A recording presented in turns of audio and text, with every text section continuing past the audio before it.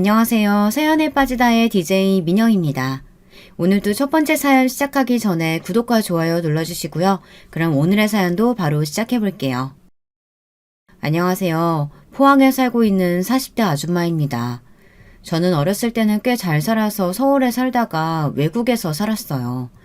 하지만 부모님의 사업 실패로 할머니 댁인 포항으로 내려와 살게 됐어요. 포항에서 회사 생활을 하게 되고 거기서 남편을 만나 결혼을 하게 됐습니다. 시댁살이가 이렇게 힘든 줄은 몰랐습니다. 물론 시부모님들은 시간이 지나고 나니 괜찮아졌어요. 하지만 시누이들이 어찌나 저를 무시하던지 특히 첫째 시누이가 저를 그렇게 괴롭히더라고요. 그리고 동서들도 같이 저를 무시했습니다. 물론 처음부터 이렇게 힘든 건 아니었습니다. 처음 결혼 전에 제가 결혼을 잘했다고 생각했었죠. 결혼을 앞두고 시댁 부모님 댁에 갔는데 시부모님은 웃으며 저를 반겨줬습니다. 시누이도 저를 반겨주었고요. 앞서 말씀드렸던 것처럼 남편보다 제가 나이가 많아 걱정을 많이 했습니다. 그 당시 남편은 20대 후반이었고 저는 30대 중반이었거든요. 하지만 걱정과는 다르게 잘 왔다며 저보고 인상이 좋다며 반겨줬어요. 그리고 결혼 승낙을 받았습니다. 저를 보자마자 너무 예쁜 며느리가 들어왔다며 좋아해 주시더라고요. 그리고 1억은 시댁에서 도움을 줄 테니 잘 살아보라며 제게는 바라는 게 없다고 하시더라고요. 그래서 저는 너무 감사했습니다. 정말 시댁 부모님을 제 부모님처럼 모셔야겠다고 생각을 했습니다. 저를 받아주신 시댁 부모님이 너무 감사했거든요. 물론 어쩔 수 없을 수도 있을 거라고 생각은 했어요. 혼전 임신이라 어쩔 수 없이 결혼을 할 수밖에 없는 입장이기는 했거든요. 그래도 욕을 하기 마련인데 잘 대해주니 얼마나 좋은 시댁이라 생각을 하겠어요. 안 그런가요? 심지어 저는 부모님이 다 계시지 않았고 하나 있는 남동생도 외국에 있어 제게 남아있는 가족이라고는 없었거든요. 물론 남동생과 연락이 되지 않아 남아있는 가족이라고는 없었죠. 제 가족 이야기는 짧게 들려드릴게요. 어렸을 때 꽤 잘 살았다고 했잖아요. 어머니께서 잘 사는 집안이라 돈이 꽤 있었습니다. 아버지는 좋은 집안은 아니었지만 그 당시 개천에서 용났다고 할 수 있을 정도로 작은 동네에서 공부를 꽤나 잘하는 편이었습니다. 승승장구해 좋은 직장에 들어갈 수 있게 되었죠. 그리고는 주변 친구 대신 소개팅을 나갔는데 저희 어머니를 보게 된 거고요. 한눈에 반해 결혼에 꼴이 나게 됐죠. 처음에는 외할아버지가 많이 반대하셨다고 했지만 어머니가 저를 가지는 바람에 허락을 받았다고 했어요. 그래서 저는 외가 쪽에서는 거의 내놓은 자식이나 마찬가지였어요. 외할아버지는 저희에게 큰 집을 주셨고 아버지에게 회사를 물려주셨어요. 저희 어머니가 외동딸이라 아버지가 물려받게 되었죠. 그래서 어린 시절 굉장히 유복하게 자랐습니다. 유학을 가서 좋은 학교에 들어갔고 열심히 공부를 했죠. 하지만 사업이 망하게 됐고 저는 대학 졸업을 하지 못한 채 한국에 돌아올 수밖에 없었어요.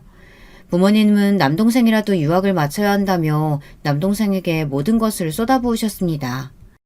솔직히 따지자면 제가 남동생보다 더 공부를 잘해서 좋은 학교에 들어갔었는데 남자라는 이유로 남동생에게 모든 걸 줬어요. 여자라는 이유로 기회가 없어진 게 너무 슬펐습니다. 미안하다. 너야 시집이라도 가면 되지만 네 동생은 뭐라도 먹고 살아야지 않겠니? 서럽지 않나요? 저는 꿈도 펼쳐보지 못하고 한국으로 오게 됐습니다.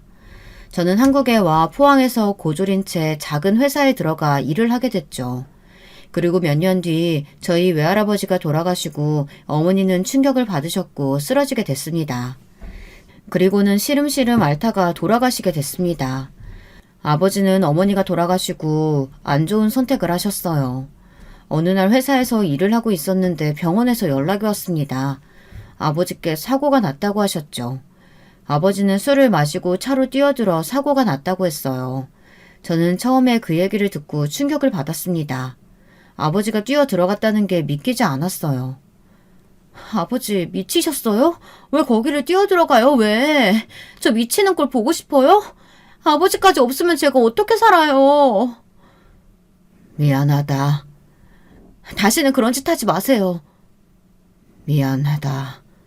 제발 좀 그 미안하다는 소리 좀 안 하면 안 돼요? 왜 매일 아버지는 미안하다고만 해요? 저 괜찮아요. 제발 아버지가 괜찮아지세요. 어머니 돌아가시고 매일 술 마시고 토하고 술 깨면 또 마시고 어머니 찾고 저도 힘들어요. 제발요, 아버지.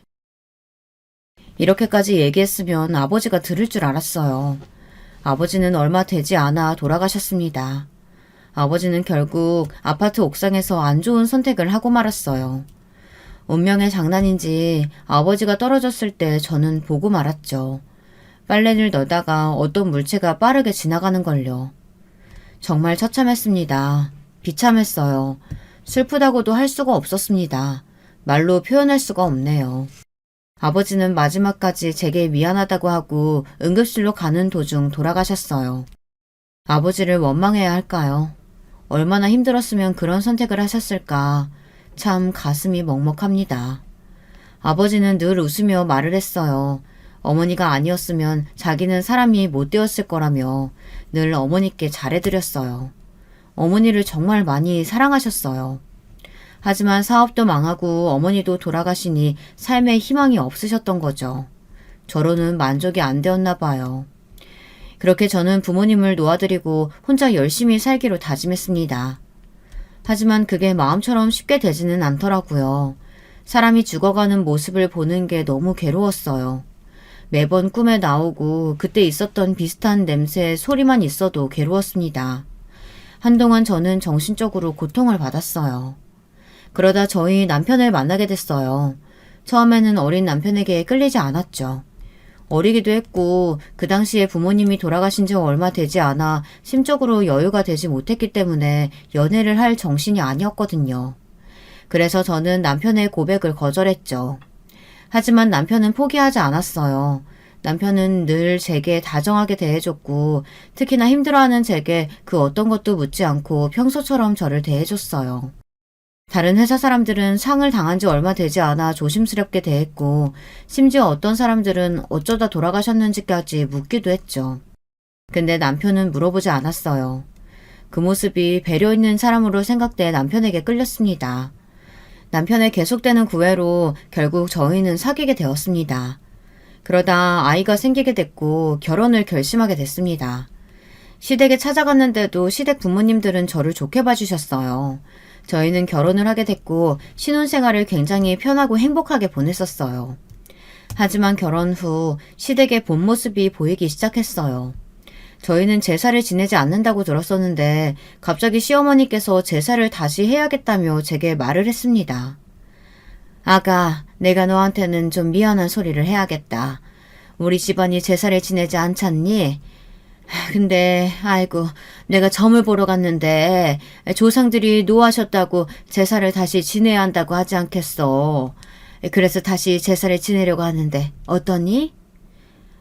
어머니가 그러시면 도와드려야죠. 아니 근데 나는 이제 나이도 있고 그래서 그런데 너네가 큰 집이잖니? 그래서 너네 집에서 지내는 건 어때? 네? 아, 네. 어머니가 그렇게 생각하시면 그럴게요. 저는 뭐 해드린 것도 없는데 제사라도 지내야죠.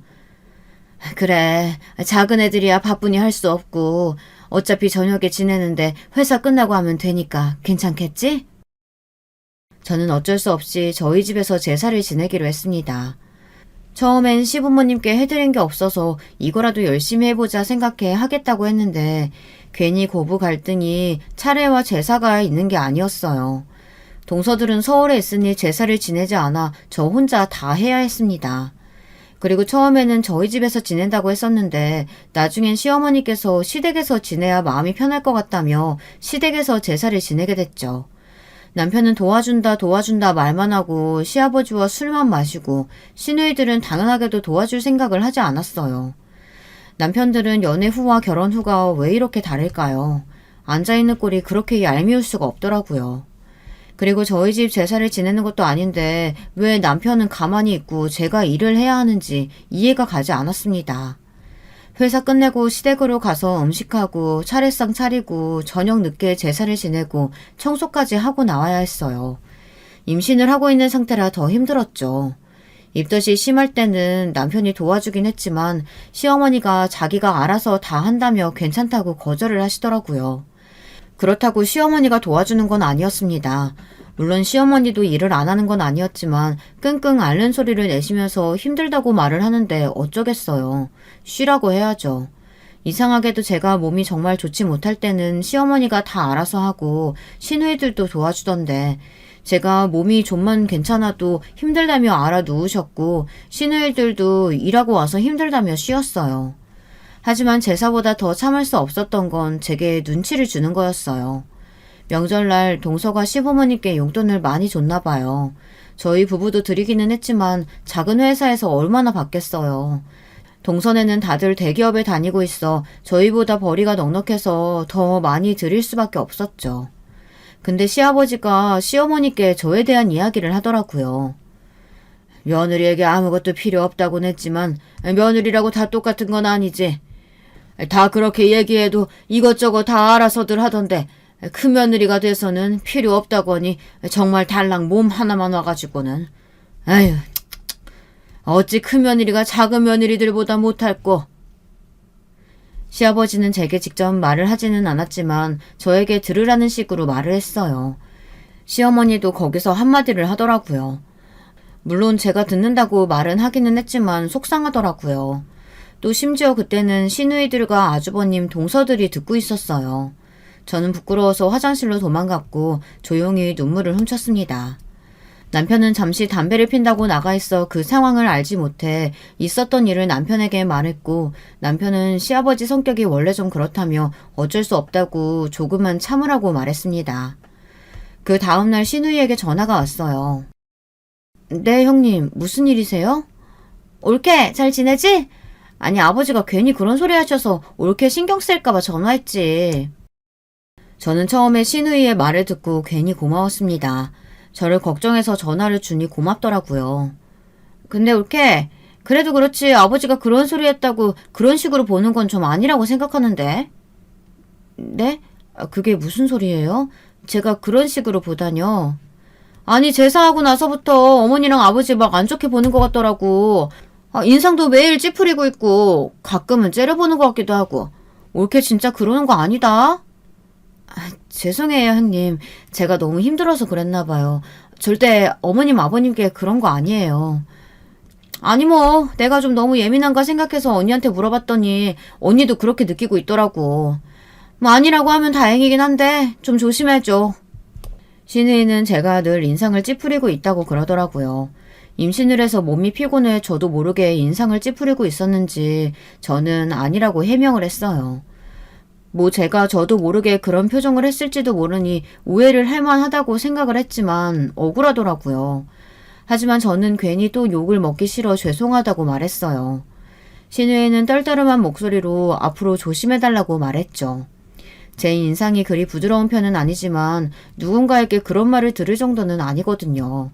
그리고 시누이들끼리 제 얘기를 했다는 게 기분이 나쁘기도 했고 너무 속상해 그날 중학교 친구에게 있었던 일을 말했어요. 친구는 당연히 미친 거 아니냐며 임신한 사람이 제사를 지내고 있는데 당연히 힘든 거 아니냐고 화를 내줬습니다. 그리고 그것도 웃기다. 아니 자기네들이 아무것도 안 해도 된다고 했으면서 안 하니까 뭐라고 눈치 주는 거야? 그리고 그런 소리를 들었으면 괜찮냐고 물어봐야지. 뭐 째려보긴 뭘 째려봐. 진짜 나 참 웃겨가지고. 왜 제가 이런 대접을 받아야 하나 억울하기도 했지만 결혼 때 아무것도 없이 왔으니 할 말이 없었어요.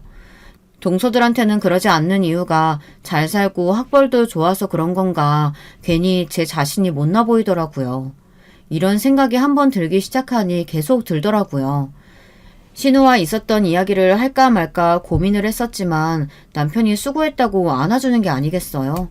평소에 안아주지도 않았는데 그날은 제가 너무 힘들어 보였나 봐요. 저는 순간 울컥해서 모든 사실을 남편에게 말했습니다. 저희 남편이 성질이 있는 편이라 듣자마자 신우에게 전화를 했어요. 저는 괜히 제게 불똥이 튀는 게 아닌가 생각을 했었는데 그래도 무례했다는 걸 알 건 알아야 한다고 생각해 가만히 있었어요. 그 뒤 역시나 시누이는 그날 일에 대해 얘기를 했습니다. 아니 올케는 좋겠어? 내 동생이 그렇게 잘해주니 얼마나 든든해? 아니 글쎄 내가 저번에 그냥 좀 그래서 올케한테 뭐 좀 말했는데 그걸 듣고는 얘가 어찌나 나한테 뭐라고 하던지. 나 진짜 서러웠다. 제가 성질이 좀 더러워? 지 마누라 건드렸다고 나한테 어찌나 화를 내던지. 올케는 좋겠어. 신우는 저를 칭찬하는 척 돌려서 말했어요. 근데 올케는 학교 어디 나왔어? 아니 작은 올케들은 다 서울대 나왔는데 올케만 못 들어서. 근데 갑자기 신우이가 제게 학벌을 물어보는 게 아니겠어요? 형님, 왜 말을 못해요? 고졸은 아니시죠? 아, 저 대학은 자퇴했어요. 아니, 그럼 고졸이야? 신우이와 동서들은 놀라며 저를 바라봤어요. 저는 또 이걸로 말이 나오겠구나 생각을 했어요. 저 빼고 신우와 동서들은 꽤 친한 편이에요. 신우와 동서들은 모든 이야기를 공유하는 것 같았습니다. 제가 무슨 말을 하던 시어머니와 무슨 일이 있던 동서들은 다 알더라고요. 분명히 저 빼고 단톡방에 있는 것 같았는데 괜히 물어보기도 그래서 그냥 잠자코 있었어요. 근데 이제 제가 고졸이라고 얘기를 했으니 얼마나 또 말이 나올까요? 시누이들도 그리 좋은 학벌은 아닐 텐데 제가 고졸이라고 하니 이때다 싶어 이야깃거리를 만든 것 같더라고요. 아, 그렇죠. 대학은 자퇴했으니까 고졸이 맞죠. 어머, 저 고졸 처음 봐요. 그러게.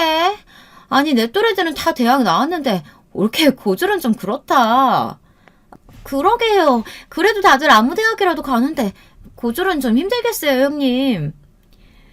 신우이와 동서는 고졸을 처음 본다며 저를 무시했습니다.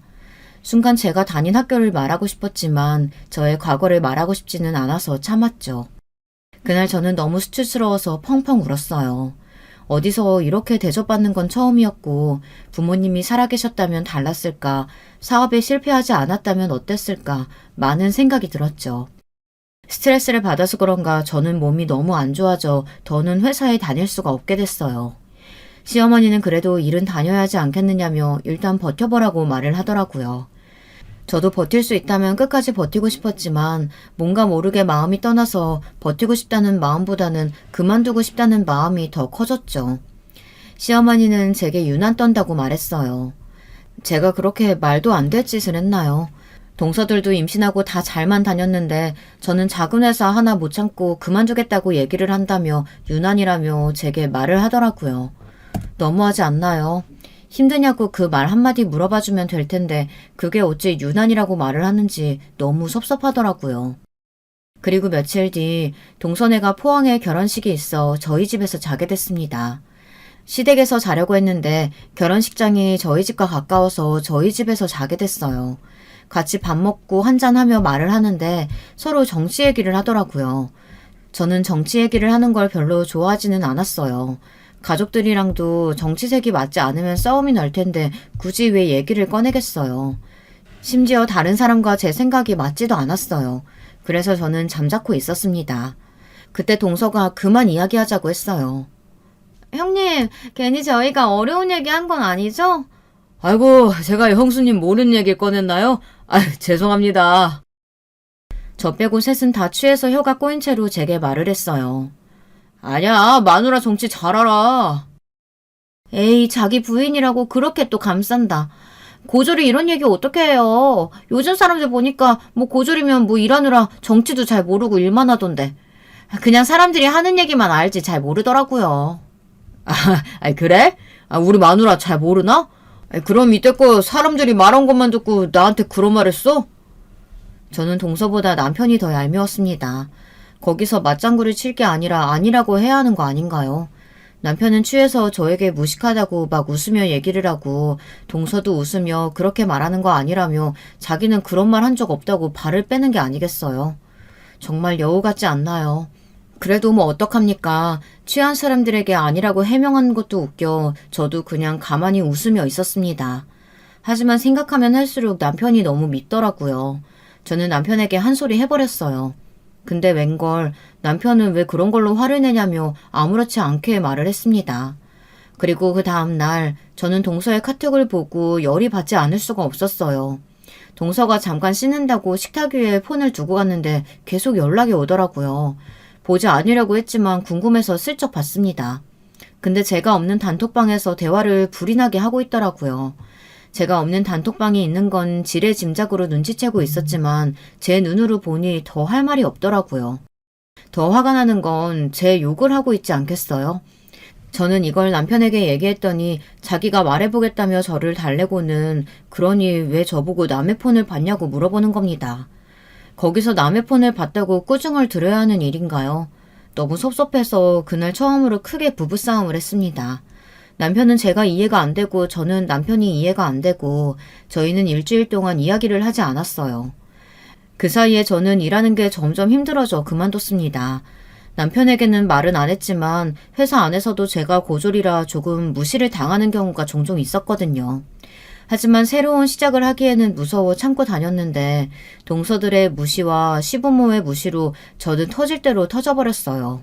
그래서 미련 없이 회사를 그만둘 수 있었어요. 그날 시어머니께 전화가 왔었죠. 회사를 그만뒀다고? 네, 어머니. 곧 출산도 하고 이제는 제가 하고 싶었던 일을 해보려고요. 아니, 애들 뒷바라지하고 남편 뒷바라지해도 부족한데 하고 싶은 일을 한다고 일을 때려치우니? 시어머니는 저에게 소리쳤고 저는 묵묵히 시어머니의 잔소리를 들을 수밖에 없었어요. 저는 예전부터 제 회사를 가는 게 목표였는데 뭐라도 제 힘으로 할 수 있는 일이 있었으면 좋겠다고 생각했거든요. 뭐가 좋을까 생각을 하다가 요식업 쪽으로 일을 하고 싶어 작은 식당을 열게 됐어요. 출산을 하고 몸이 좀 괜찮아지고 나서 바로 저는 식당을 차렸죠. 목표는 크게 사업을 열어서 밀키트를 만들어 판매하는 것이 제 목표였어요. 근데 웬걸 승승장구해서 제 사업이 크게 성공을 하고 말았죠. 밀키트까지는 판매하지 못했어요. 하지만 맛집으로 소문이 나서 더 크게 성장하게 됐습니다. 성공을 하니 시어머니도 저에 대한 태도가 달라졌어요. 물론 여전한 건 시누이와 동서들이긴 했지만요. 왜 이렇게 저를 못 잡아먹어서 안달일까요? 근데 정말 어처구니가 없는 사건이 일어나고 말았어요. 첫째 시누이가 이혼을 당하고 만 것입니다. 첫째 시누이가 늘 집안일도 안 해 매일 잔소리만 해 아주버님을 힘들게 하고 있다는 건 알고 있었지만 이혼을 할 정도는 아니라고 생각했거든요. 근데 훨씬 더 심했나 봅니다. 아주버님은 참지 못하고 이혼을 선언했고 결국 시누이는 이혼을 당하고 말았죠. 듣고 걱정보다는 통쾌했습니다.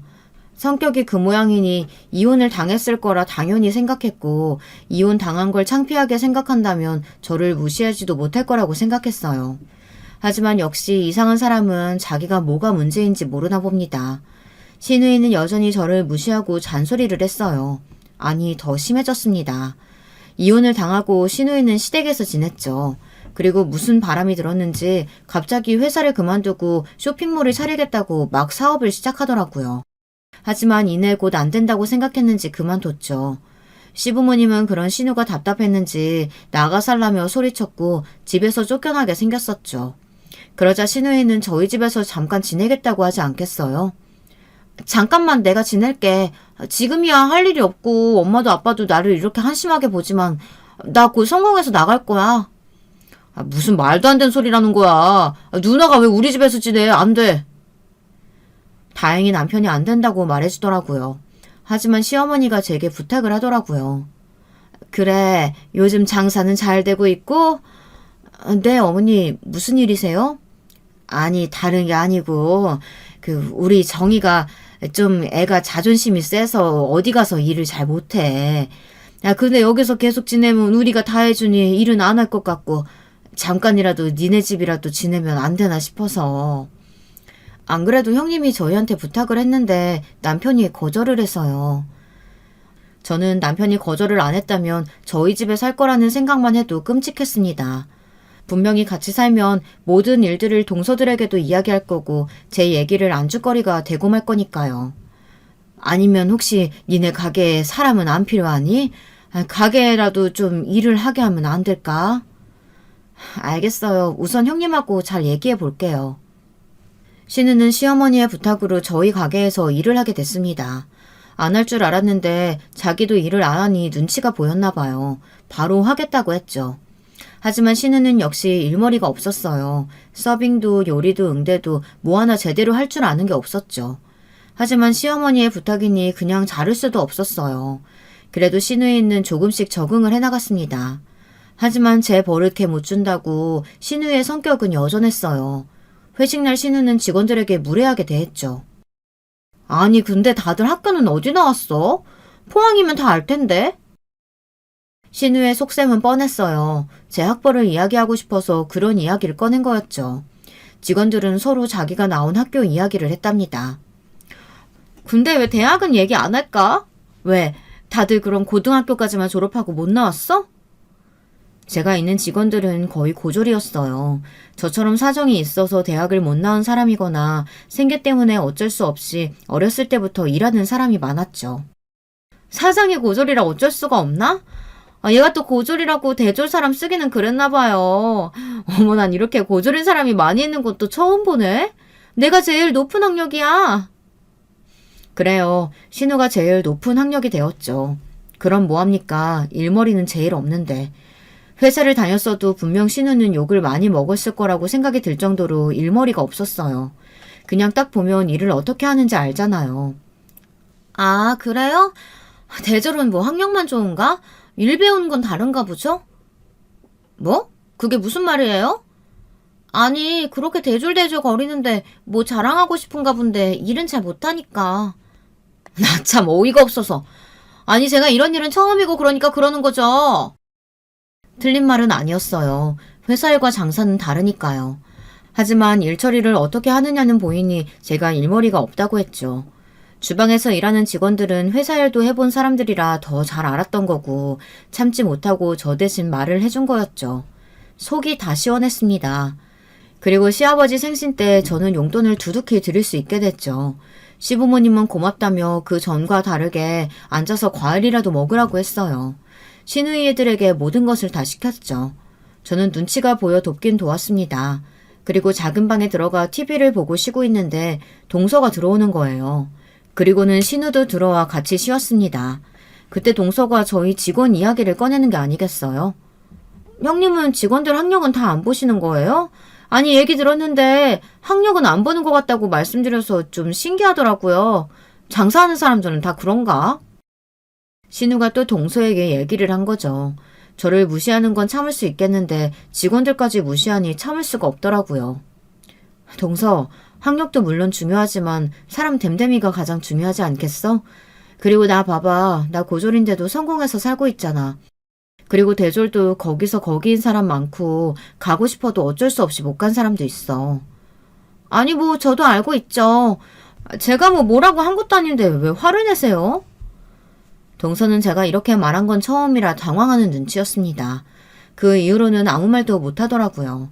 어느 날 한 직원이 제게 물었어요. 사장님은 어떻게 이렇게 장사를 잘하세요? 어릴 때부터 장사를 좀 하셨어요? 아니, 그냥 부모님이 사업을 좀 하셨어. 음식관에서 좀 크게 하셨는데 그걸 보고 자라서 그런가. 어떻게 장사를 해야 하는지 보이더라고. 아, 그래요? 그럼 근데 사장님 잘 사셨으면 대학에 가실 수 있는 거 아니었어요? 사장님 꽤 똑똑하신 것 같았는데. 사장님 그거 아세요? 사장님한테서는 뭔가 모르는 기품과 뭐라고 해야 되지? 모르겠어요. 뭔가 우아하면서 사람이 똑똑해 보여요. 그래? 나는 딱히 그런 모습 보여준 적이 없는데. 그래도 그런 말 들으니 기분은 좋네. 뭐 내가 대학을 못 나와서 그렇지 좋은 곳에 가기는 했지. 사업만 망하지 않았으면 졸업도 했을 거고. 그래서 말씀 안 해주실 거예요? 하버드. 직원은 놀랐습니다. 놀란만도 하죠. 저는 하버드에 다니다 자퇴를 했습니다. 그래서 동서들이 서울대 나왔다 했을 때도 그리 크게 놀라지 않았죠. 그리고 제가 좋은 학교를 가기는 했지만 산전수전 다 겪으며 주변에 있는 사람들을 보니 학력이 중요해도 사람 인성이 가장 중요하다고 생각을 해왔기 때문에 고졸이라 무시를 당해도 제 과거는 말하지 않았던 거예요. 그 주변에서 듣고 있었던 직원들은 다 놀라했어요. 하버드생은 처음 본다며 왜 그때 말하지 않았느냐고 답답해 하더라고요. 저는 그냥 별로 말하고 싶지 않다며 조용히 넘어가자고 말했죠. 제가 하버드를 다녔다는 사실은 남편도 모르니까요. 시간이 지나고 제게는 또 한 번의 축복이 찾아왔어요. 아이를 갖게 되었죠. 하지만 이번에는 달랐어요. 장사도 잘 되고 분점도 하나 내고 아주 승승장구하고 있었죠. 그래서 그런가 시어머니는 임신도 했는데 너무 무리하지 말라고 쉬라고 말을 했죠. 그래도 어떻게 제가 쉽니까? 조금은 너무하다는 생각이 들기는 했지만 처음에 아무것도 없는 저를 받아준 건 잊지 못하니 저도 도왔습니다. 시아버지도 예전에 했던 말이 미안했는지 과일이나 맛있는 음식들을 제 앞에 두고 먹으라고 했어요. 시누이는 입이 대빨 나와서는 투덜투덜 거리며 제사를 지냈어요. 들은 것처럼 시부모님은 더는 저를 건드리지 않았어요. 제가 성공했으니 얼마나 다행인가요. 아니었으면 그대로 저는 시댁살이를 할 수밖에 없었을 겁니다. 하지만 시부모님이 저를 예뻐할수록 시누이는 저를 더 미워했어요. 시누이가 저를 미워할수록 동서들은 저를 무시하기 바빴고요. 그래도 동서들은 참을 수 있었어요.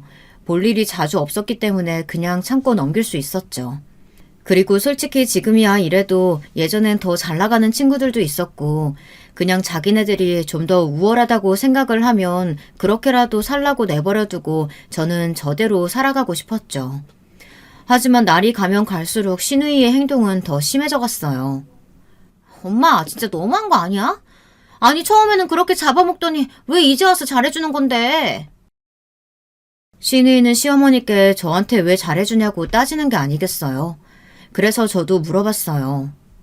형님, 아니 제가 도대체 형님께 잘못한 것도 없는데 왜 자꾸 저를 못 잡아먹어서 안달이세요? 어머, 얘 말하는 싸가지 봐? 뭐? 못 잡아먹어서 안달? 얘 그냥 너는 그냥 사람을 좀 무시하는 그런 게 있어. 너는 모르지? 시누이는 제가 사람을 무시한다며 막 뭐라고 하는 겁니다. 정작 무시하는 사람은 자기면서. 처음에는 둘째 시누이도 저에게 뭐라고 했었는데 점점 심하다고 느꼈는지 제게 사과를 하더라고요. 하지만 첫째 시누이는 자신의 잘못을 모르고 더 심하게 행동을 하고 더 심하게 무시를 하는데 누가 누구 보고 무시를 한다고 하는지 저는 참지 못하고 대꾸를 했습니다. 형님, 누가 누구 보고 무시를 한다는 거예요? 심한 거 모르세요? 그래도 작은 형님은 제게 사과라도 했지. 형님은 자기가 뭘 잘못한지도 모르고 저한테 왜 그러세요? 뭐? 너 말 다 했니? 왜요? 동서한테 제 얘기 이것저것 다 하고 잔소리는 잔소리대로 일하다 실수하면 다 남 탓. 그리고 제가 뭐라고 하면 동서한테 욕하고 성격이 그러니까 이혼이나 당하죠. 저는 그 말을 해서는 안 될 말을 하고 말았어요. 그때 저는 뺨을 맞고 말았죠. 시어머니에게요. 너는 성공했다고 오냐오냐 해주니까 아주 우습지? 저는 뺨을 맞은 것도 충격인데 시어머니에게 맞으니 너무 놀랐습니다. 시누이는 놀라지도 않고 고소하다는 식으로 웃고 있더라고요. 그 상황에서 웃고 있다는 게 말이 된다고 생각하세요? 그러고는 시누이는 억울하다며 자기는 욕을 한 적이 없다고 악어의 눈물을 짜내듯 울더라고요. 저는 그 자리에서 뛰어나갔습니다. 하필이면 만삭일 때라 몸이 무거워 제대로 뛰지도 못하고 서러워서 집에 나와 간 곳은 계단이었어요. 그리고 그 다음날 당연히 신우는 그 사건이 있었으니 안 왔을 거라고 생각했는데 나왔더라고요. 뻔뻔하게 웃으면서요 제게 말을 걸었습니다. 어제 일은 내가 사과 안 받을게. 뭐 나도 잘한 건 없으니까 우리 그냥 넘기자. 어이가 없었습니다. 신우는 오히려 사과는 됐다며 제게 말하더라고요. 그리고는 일을 하는데 화가 머리끝까지 났었죠. 그래서 저는 일을 안 놔도 된다고 말했어요. 뭐? 아니 잠깐만, 어이가 없네? 지금 화낼 사람이 누군데? 너 화나서 막 사람 잘라도 되는 거야? 신이는 그 자리에서 앞치마를 벗고 가게를 나갔어요. 몇 시간 뒤 시어머니께 연락이 왔습니다. 처음에는 받지 않았어요. 하지만 계속 전화가 와서 어쩔 수 없이 받았죠. 그래, 뺨은 괜찮니? 네.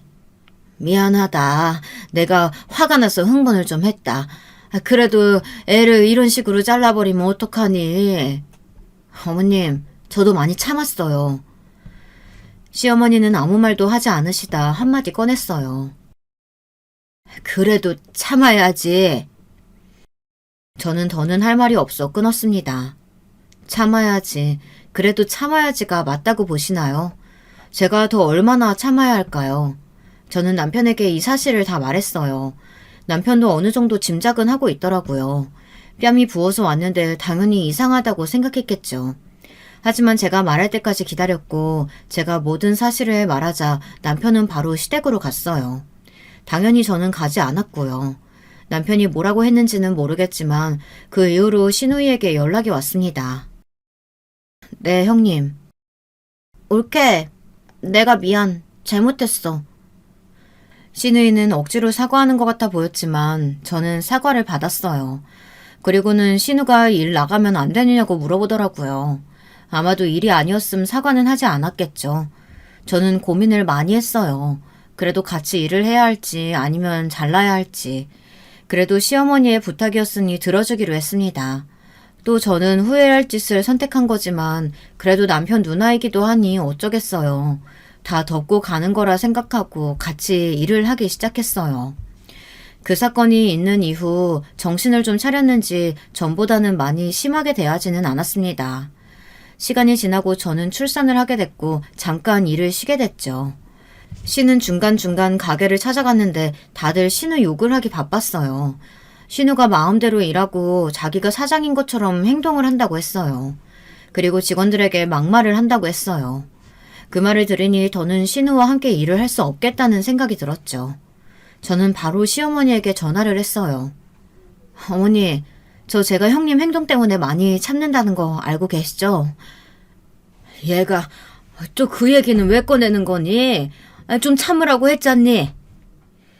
저는 시어머니께 그간 있었던 일과 직원들에게 하는 행동들을 하나하나 다 말했어요. 시어머니도 이건 아니라고 생각했는지 말을 하지 못했어요.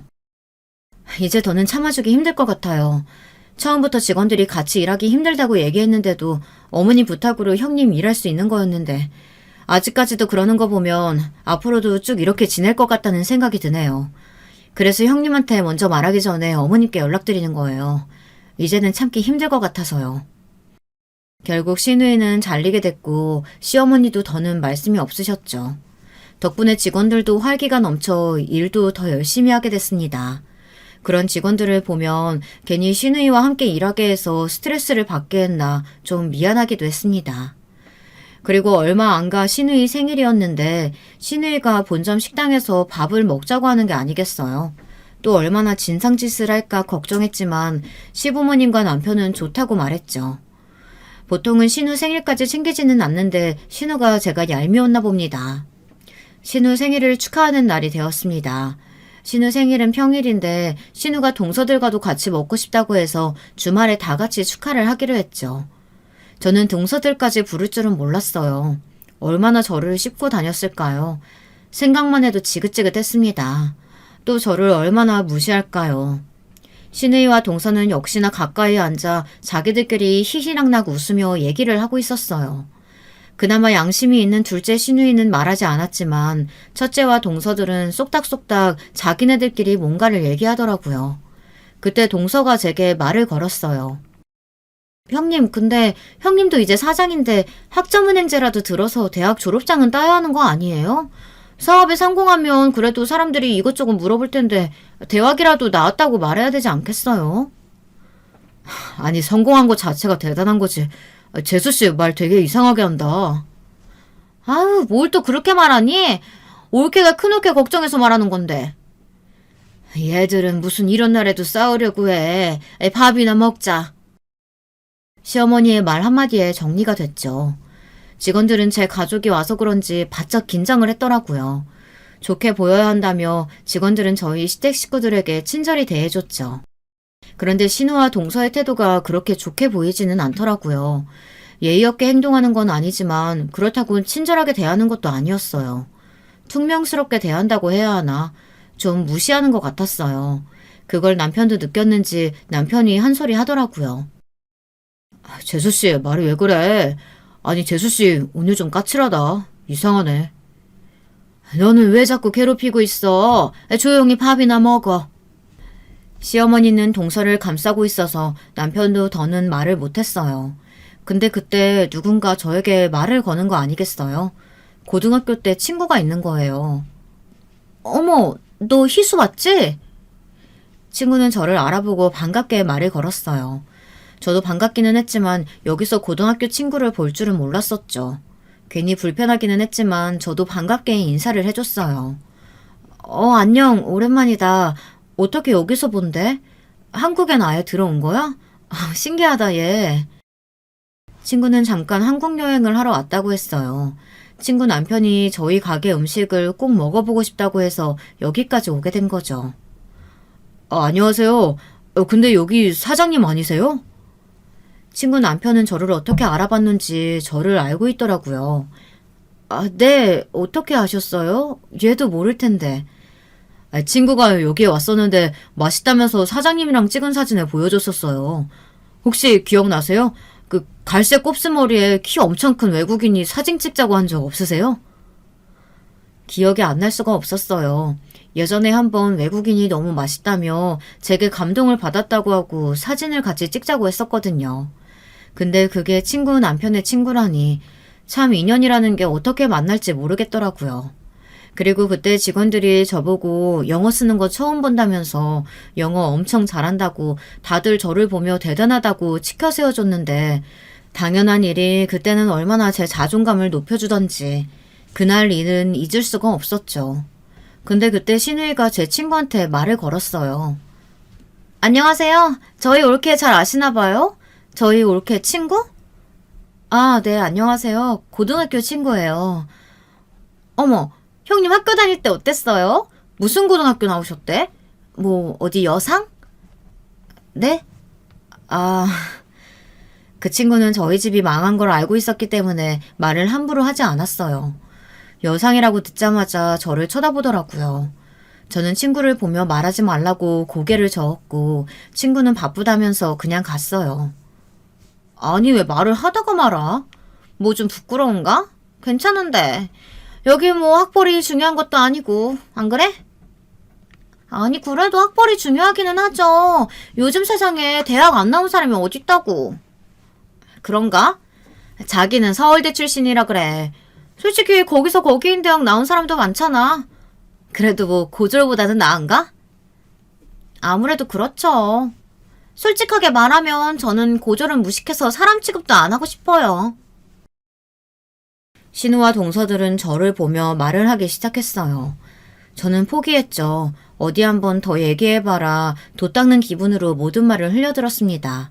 하지만 남편은 참지 못하고 책상을 내리치며 신우와 동서들에게 말했습니다. 가만히 듣자 하니까 아니 왜 자꾸 우리 마누라 건들면서 살살 긁어내는 거야? 왜? 예쁘고 참하니까 질투나서 그런 건가? 내가 몰라서 가만히 있는 줄 알았어? 여보 왜 그래? 사람들 다 쳐다봐. 그만해. 여기 내 가게야. 창피하게 굴지 마. 그때 누군가가 박장대소를 하며 저에게 말을 걸었어요. 저는 누가 이렇게 크게 웃으며 말을 하나 봤더니 저희 직원이었더라고요. 사장님, 이번에 하버드 동문회 가시죠? 동문회는 아닌가? 그때 동서들의 표정이 점점 굳기 시작했어요. 남편도 놀라 저를 쳐다봤고요. 당신 하버드 동문회라니? 아니 하버드라니 그게 무슨 소리야? 아니 동문회는 아니고 그게 하버드는 모르셨어요? 사장님 하버드에서 공부하셨잖아요. 모르셨구나. 그래서 계속 무식하다 그러면서 무시한 거예요? 직원들은 신우이와 동서들을 보란듯이 쳐다보며 이 얘기를 했어요. 아니 하버드라니. 우리 집안에 그럼 서울대와 하버드가 같이 있는 건가? 우리 집안 며느리들이 참 머리 하나는 좋구만. 하버드라는 말을 듣자 시부모님은 저를 보는 눈빛이 전보다 더 자랑스럽다는 듯이 쳐다봤습니다. 아니 하버드는 뭐 아무나 가는 줄 알아? 올케 뭐 잘 사는 집안도 아니잖아. 한두 푼 드는 줄 알아? 제가 어렸을 땐 좀 잘 살아서요. 고등학교도 여상이 아니라 외국에서 나와서 좀 쉽게 갈 수 있었어요. 저도 이제는 모르겠다. 그냥 다 말했습니다.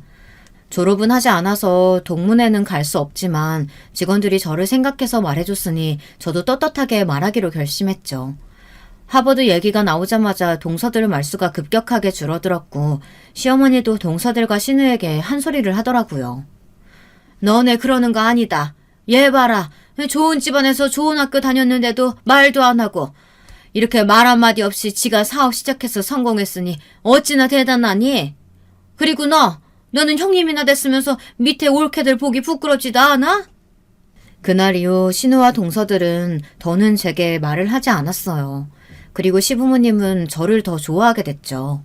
동서들은 그날 제게 연락이 와 미안하다고 반성하게 됐다고 제게 연신 사과를 했어요.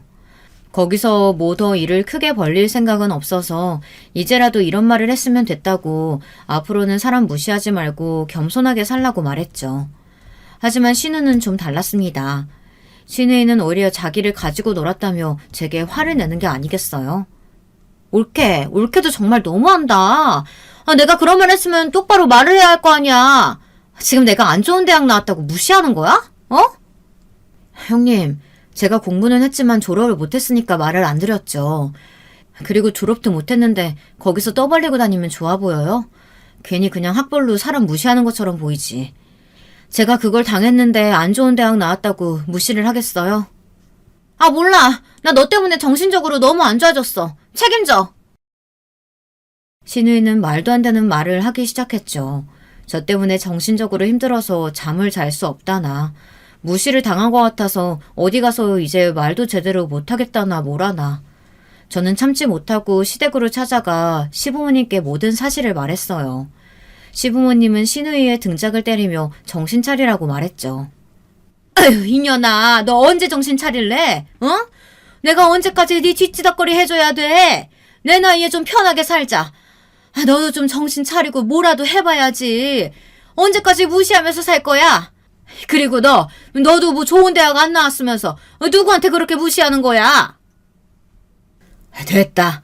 우리도 뭐 얘 하는 말 듣고 무시만 했는데 우리가 잘못한 거지. 우리가 다 잘못 키웠지. 시어머니는 계속 신우의 등짝을 때리며 정신 차리라고 말했고 남편도 신우에게 한마디 했어요. 남편은 결국 신우에게 보지 않겠다고 말했습니다. 신우이는 어이가 없다면서 자기가 나가면 되는 거 아니냐며 소리치고 집을 나갔어요. 한동안은 집안 모임에서 첫째 신우이와 동서들은 오지 않았습니다. 자기네들도 창피한 건 아는 거죠. 어쨌든 저는 신우이와 동서들 덕에 오기가 생겨 더 열심히 하게 됐고 동서들 무시로 발벗고 나서준 직원들 덕분에 제 이야기를 할 수 있게 돼서 참 다행이라 생각했어요. 남편은 왜 자기에게 얘기하지 않았냐며 말했고 저는 가족들 이야기를 할 수 있게 됐습니다. 그리고 또 정말 다행인 건 제 남동생과 연락이 닿았다는 겁니다. 가족 모임 때 만났던 친구 기억하시죠? 그 친구가 제 동생과의 연락을 주고받고 있는데 제 얘기를 했더니 연락이 왔더라고요. 남동생은 저한테 미안해서 연락을 못했다고 말하더라고요. 그리고 저는 할아버지와 부모님 모두 돌아가셨다는 걸 전했어요. 그 말을 듣고 남동생은 바로 한국으로 왔어요. 오랜만에 보는 남동생은 주름이 늘었고 머리가 조금 벗겨졌더라고요. 하지만 어렸을 때 얼굴은 조금 남아있었습니다. 동생을 보자마자 눈물이 났습니다. 그리고 부모님 얘기를 하며 둘은 부둥켜 안고 울었어요. 동생은 부모님께 너무 죄송하다고 했어요. 너무 죄송해서 연락을 못 드렸다고, 성공하면 연락을 해야지 다짐했는데 너무 늦어버렸다고 했죠. 그래도 저는 동생과 연락을 할 수 있다는 게 다행이었습니다. 하나 남은 가족과 연락을 할 수 있는 게 감사했어요.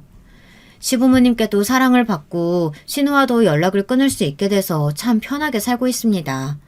동서들이야 이제는 저를 무시하지 않고 저를 보면 깍듯하게 대하더라고요. 그 꼴이 어찌나 웃기던지.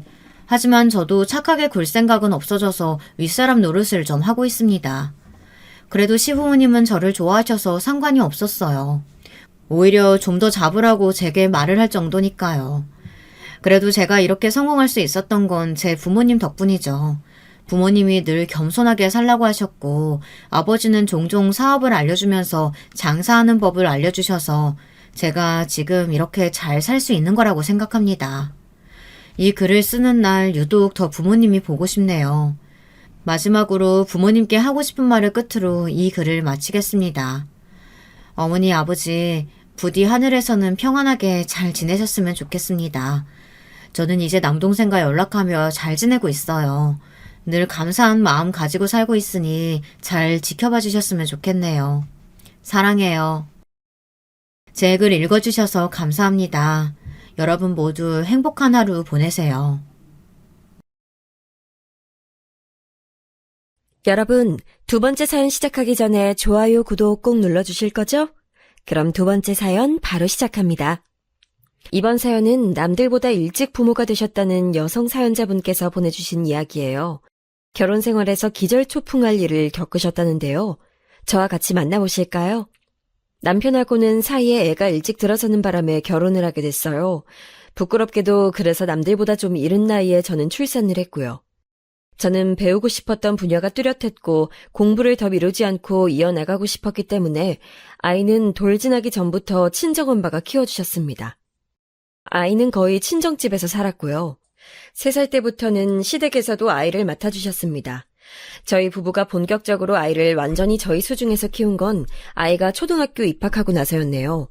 남편이 이때 일을 그만두고 집에서 쉬면서 있었기에 가능했던 것 같아요. 집에서 아이를 전적으로 봐줄 인력이 없었다면 아마 저희 아이는 친정이나 시댁의 손길을 받으며 한두 해 정도 더 떨어져 살았을 테니까요. 남편이 다니던 직장을 그만뒀던 것은 스트레스가 너무 심해서였어요. 직장 내의 문화에 적응을 잘 못했는데 업무까지 적성에 맞지 않았으니 남편으로선 하루하루가 고역이었겠지요. 게다가 근무 시간이 굉장히 길었거든요. 하루가 멀다 하고 야근을 했었던 것으로 기억하니까요. 그렇게 결국 직장을 때려치운 남편은 집에서 1년 넘게 아이를 보면서 지냈답니다. 집안일하고 아이 챙기고 그러면서 살았죠. 그러다가 시아버지의 육촌 형제분께서 차리신 공장에 들어가 일을 했어요. 저는 내심 남편이 계속 집에서 지내며 아이를 전적으로 돌봐주길 바랬지만 뜻대로 되지 않았습니다. 무엇보다 남편이 질색을 했죠. 여자들이나 하는 집안일하면서 애 숙제 봐주고 밥 차려주니까 진짜 미치겠다.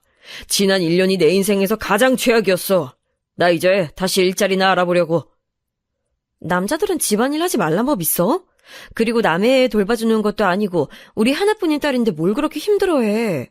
직장생활 너무 지옥 같아서 떠올리기만 해도 속이 울렁거린다고 했잖아. 그래놓고 다시 직장인으로 돌아갈 수 있겠어? 더 이상 집에서만 내 효용의 가치를 증명하는 건 못 해먹겠어. 내 영혼이 좀 먹히는 느낌이 든다고. 알아? 우리 딸 정말 눈에 넣어도 안 아플 만큼 소중하고 사랑스러운 건 맞는데 내 일상을 전부 애한테 투자하는 건 진짜 아닌 것 같아. 내가 네 눈치 보느라 말을 안 해서 그런 거지. 나 이런 생각한 지 벌써 몇 달 됐어. 참다가 말하는 거야. 네가 나 집안일하고 마트에서 장이나 봐오고 이렇게 사는 걸 좋아하는 것 같아서. 근데 이젠 도저히 안 되겠다. 이러다가 나 말라 죽을 것 같아. 직장 생활하는 게 감당 안 돼서 두려운 마음에 망설였던 건데 혹시 일자리 주선해 주실 수 있냐고 아버지랑 친척 어르신들한테 연락 돌려보려고. 그런 대로 들어가면 일반 직장보다야 훨씬 낫겠지. 그래, 정 그렇다면 알겠어. 솔직히 애는 돌볼 인력 구하려면 얼마든지 구할 수 있으니까. 그치만 자기가 사회생활 다시 해보고 힘들다 싶으면 언제든지 그만두고 집에 있어도 되니까 이 점만 알아줘. 난 정말로 자기가 걱정돼서 그래. 직장생활 때문에 스트레스 받아서 위경련까지 일으켰던 남편이 걱정돼서 저는 차분히 말해줬던 거예요. 언제든지 돈 벌러 나가는 일 때려치우고 집으로 돌아와도 된다고요. 아무래도 아이가 워낙 어렸을 때부터 자기 부모가 아닌 조부모 손에서 자란 기간이 길다 보니까 이왕이면 저희 남편의 돌봄을 받으며 많은 시간 함께하면서 그렇게 계속 지내기를 바라기도 했었죠. 경제적으로 저희 집이 딱히 염려될 게 없었고 무엇보다 제가 전도유망했기 때문에 남편한테 돈 가지고 압박을 줄 게 없었기에 가질 수 있는 마음이었네요. 그렇지만 시아버지를 통해 일자리를 얻게 된 남편은 그곳에 정착해버렸어요. 아무래도 가족회사이다 보니까 많은 편의를 그쪽에서 봐준 게 유효했던 것이겠지요. 그렇게 얼마간의 세월이 흘렀고요. 저희 아이가 중학교 올라가고 나서부터 부부관계가 살짝 삐그덕거리기 시작했어요. 그 시기가 어떤 시점이었는가 하면 저는 이제 저의 자리를 완연히 잡아서 안정적으로 일상을 나고 있던 때였고요. 남편 역시도 그 공장에서 자기 역할을 딱 고정하고 일을 하고 있었으며 아이는 자기 주관이 강해지는 사춘기에 돌입한 때였지요. 어떻게 보자면 저희 집은 딱 알맞은 궤도에 올라서 이제 평탄한 모습으로 계속 세월과 함께 익어가는 과정만 남은 것이었어요. 그러나 이 시기부터 남편이랑 사이가 서먹서먹해지고 약간 겉돌게 될 줄은 상상도 못했었네요. 기껏 사회적으로 자리를 다 잡아놨더니 정작 집안에서는 불협화음이라는 게 너무 마음이 씁쓸했고요. 사실 저희 아이가 초등학교 5학년 때 남편이랑 진지하게 대화를 나눴었어요. 저도 생각만 가끔 하고 있던 걸 남편이 먼저 말로 꺼내는데 슬슬 둘째를 갖는 게 어떠냐는 것이었지요. 우리 더 늦기 전에 둘째를 갖는 게 어때? 나도 지금 다니는 일에 녹아들었다는 확신이 이제야 들고 나니까 자연스럽게 둘째 생각이 난다. 나도 둘째 생각하긴 했었어. 근데 남들은 우리 나이에 첫째를 갖기도 하는 걸. 우리가 늦은 나이는 아니잖아. 서두를 거 없다고 생각해서 난 그냥 느긋한 마음이었어. 알아. 그치만 우리 첫째 생각해야지. 나이 터울이 너무 크면 애들한테도 안 좋을 거야. 지금도 벌써 당장 아이 생겨서 내년에 태어난다고 해도 그럼 첫째랑 둘째가 12살 차이인걸. 띠동갑이라고. 그건 그렇네.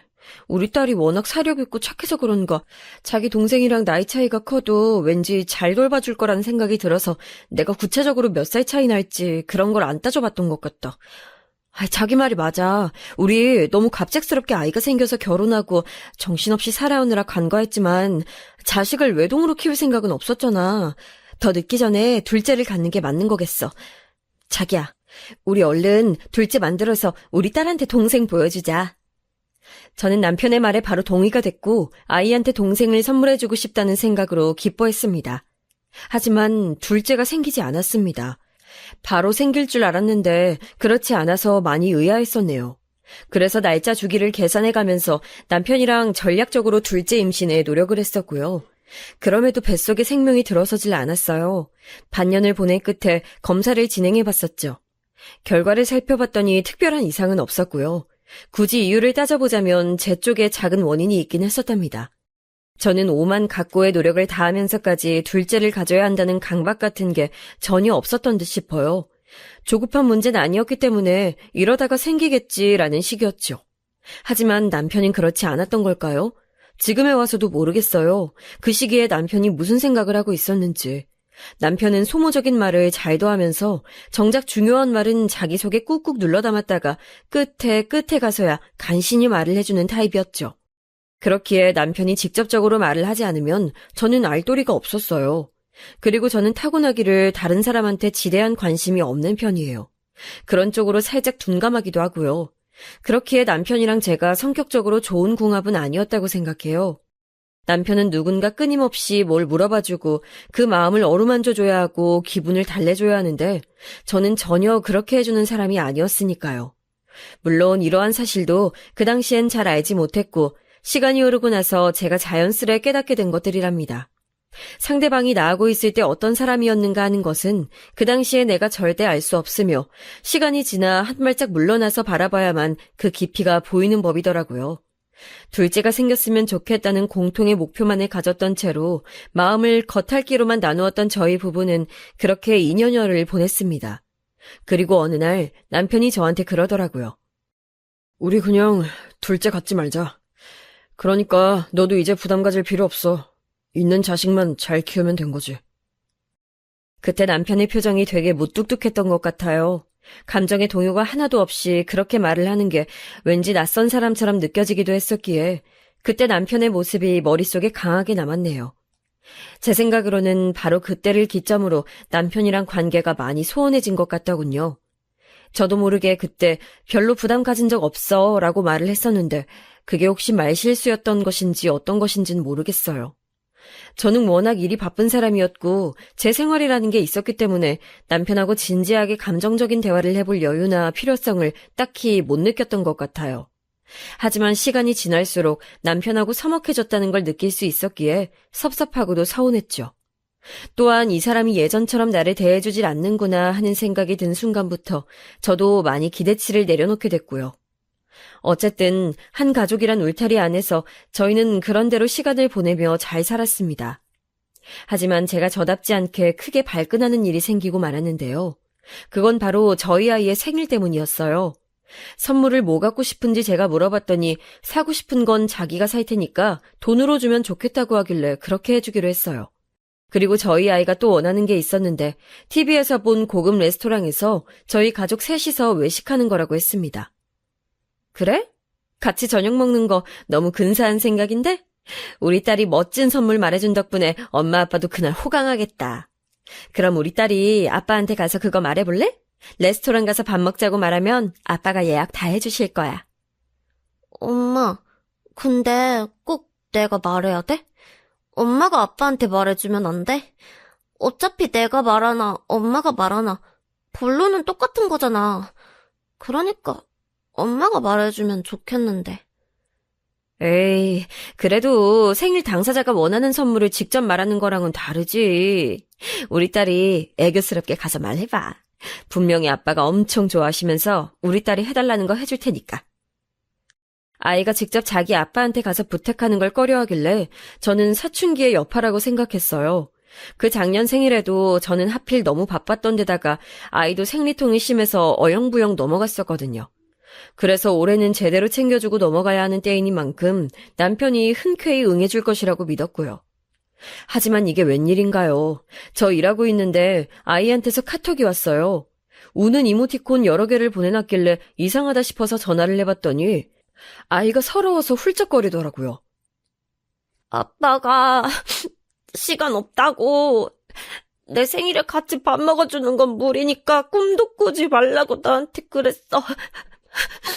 직접 얼굴 보고 말하기 민망해서 아까 점심시간에 아빠한테 카톡했더니 그렇게 답장 왔어. 내가 그러면 생일 지나고 나서 그 다음 주말에 레스토랑 가자고 했더니 그것도 안 된대. 그냥 싫대. 아빠가 내 생일 챙겨주기 싫으신 것 같은데. 엄마는 왜 엄마가 말 안 하고 나한테 이거 시켜서 나 힘들게 만들어. 듣는데 정말 속상하더라고요.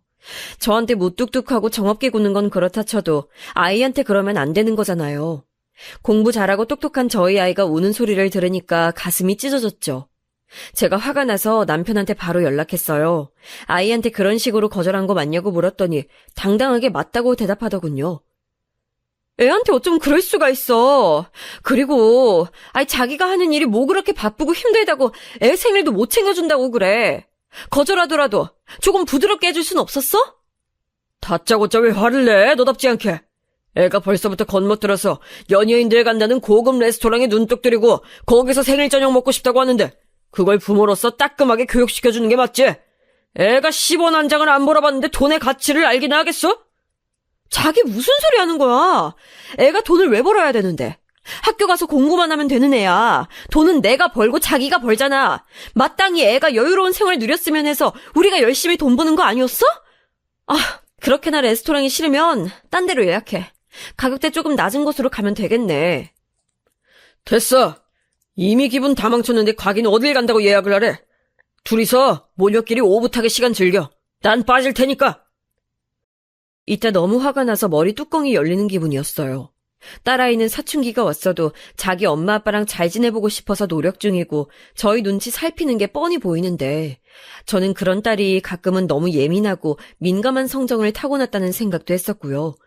굳이 저렇게 자기 부모 눈치 보고 분위기 살필 필요까지 있나 싶어서요.